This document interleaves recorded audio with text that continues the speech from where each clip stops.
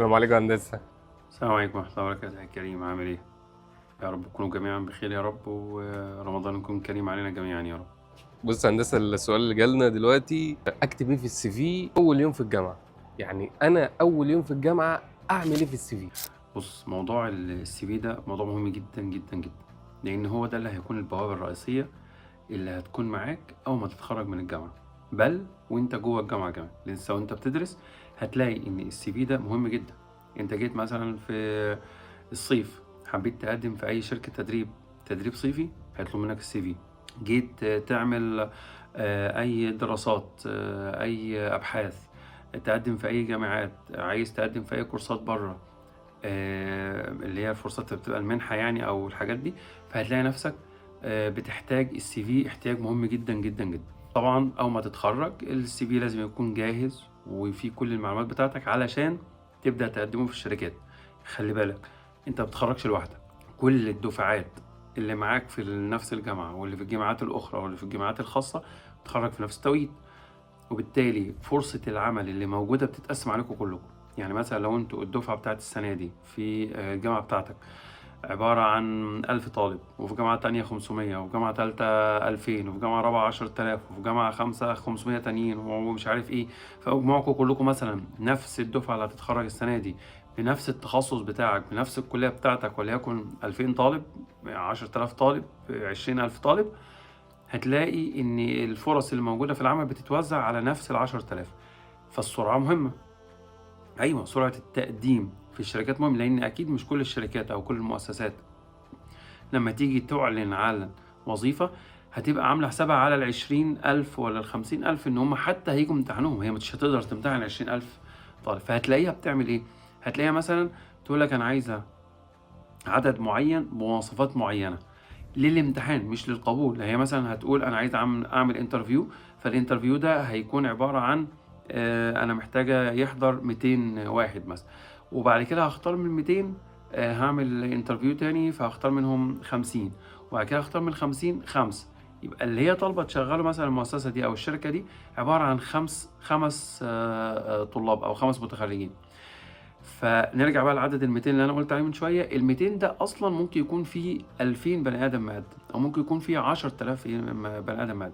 فمن ضمن الكرايتيريا اللي بياخدوا على اساسها ان يكون اول 200 واحد يقدموا. في اي تي اس وفي كي ووردز وفي كرايتيريا او في مواصفات معينه هم بيختاروا على اساسها اللي هيتقدم، انا معاك.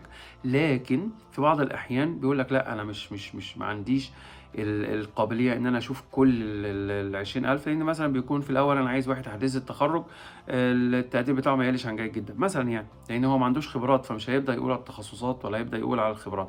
فهتلاقيه بيقول لك هات لي اول 200 واحد. فالسرعه مهمه. طب السرعه دي هتيجي على اي اساس؟ هتيجي على اساس ان انت وانت في اثناء الدراسه مالي السي في بتاعك. طيب يبقى رقم واحد، ابدا ابني السي في امتى؟ من اول يوم سلام عليكم ليك في الجامعه، تبدا تحط تعمل تمبلت سي في على الوورد، وتبدا تقول ده السي في بتاعي محمد راجح سي في. ده رقم واحد. رقم اتنين، تأرخه، تحط فيه تاريخ، تقول والله خلاص ده بتاع سنة 2100 2020 2050 2000 ومش عارف ايه، ويا ريت لو بالشهر كمان علشان كل شهر عندك هيحصل جديد.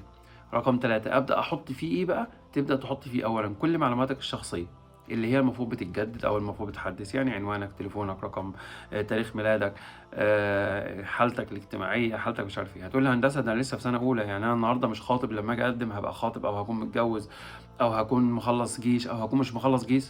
ما هي دي فكرة التاريخ اللي أنت هتحطه في السي في. يبقى التاريخ، الاسم بتاع السي في هتحط فيه معلوماتك الشخصيه، بعد كده تحط فيه اسماء الكورسات اللي انت بتاخدها في الجامعه. انا ما اقصدش هنا الكورسات الخارجيه بره الجامعه يا اخوانا، انا قصدي الكورسات بتاعتكم. انت بتاخد كورسات في منتهى الروعه في الجامعه، بتاخد ماتيريال، بتاخد مواد كامله بتاخدها. اكتب اساميها واكتب ملخص عن كل ماده او هايلايت على الماده، او لو الماده مشهوره خلاص اكتبها وخلاص، وتكتب التاريخ ان انا خدتها من شهر سبتمبر مثلا لغايه شهر ديسمبر في الترم الاول. ولو خدتها مستوى تاني يبقى تقول والله خدتها من شهر مثلا فبراير لغايه شهر مايو في السنه الفلانيه، وبعد كده السنه الثانيه المستوى الثالث الرابع الخامس وهكذا. يبقى ده السي في بتاعك مؤقتا وانت في الجامعه. خدت بقى اي كورسات خارجيه، انجليزي، كمبيوتر، كورسات متخصصه عندك، اي حاجات هاي ليفل، اي سوفت سكيلز، اي مش عارف الاتش ار لو انت بتحب الحاجات النفسيه والحاجات الاجتماعيه ومش عارف ايه المهارات، كل ده اقعد اكتب اكتب اكتب اكتب لغايه ان شاء الله لما تيجي في نهايه الكليه هتيجي تقدم بقى. شوف الغرض اللي انت هتقدمه للسي في واختار ترتيب الحاجات. يبقى هاخد الحاجات دي اهم للشركه اللي انا هقدمها، الحاجات دي هتبقى رقم 2، الحاجات دي هتبقى رقم 1. ابدا بقى عيد صياغه السي في، لكن الداتابيز موجوده عندك كلها، وبالتالي تقدر تقدمه في اي وقت. يبقى عرفنا النهارده ازاي نبني السي في وازاي نعمل. وان شاء الله اوعدكم باذن الله اني احاول اعمل لكم سلسله كامله خاصه بالسي في بتفاصيلها، وازاي تقدم في الانترفيو، تقدم في الشركات، ولغايه ما تشتغل وتثبت رجلك كمان وتترقى في الشركه. ان شاء الله دي هتبقى سلسله كبيره شويه، لكن دلوقتي كان سؤال سريع عشان خاطر كريم والناس اللي بتسال كريم. وان شاء الله اشوفكم في سؤال تاني. وما تنسوش ان احنا في رمضان، استعين بالله ثم استعين بالله ثم استعين بالله، واشوفكم في مشكله جايه. سلام عليكم.